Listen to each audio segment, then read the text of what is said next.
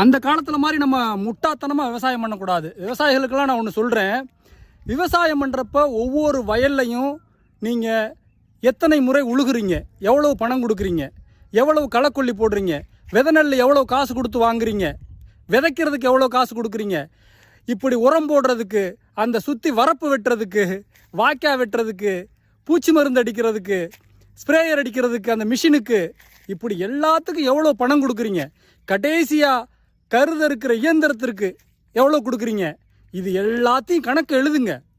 எழுதிட்டு உங்களுடைய உழைப்பு, நீங்கள் எத்தனை நாள் அந்த வயலில் போய் வேலை பார்த்தீங்க, ஒரு நாளைக்கு உங்களுக்கு 500 ரூபா கூலி போடுங்க.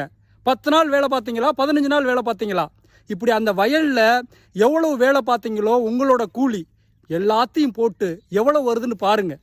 அந்த வயலில் அந்த நெல்லை போட்டதுக்கு பிறகு லாபம் எவ்வளோ வருது, வெறும் 2000 ரூபாயா 3000 ரூபாயா அப்படின்னு பாருங்கள்.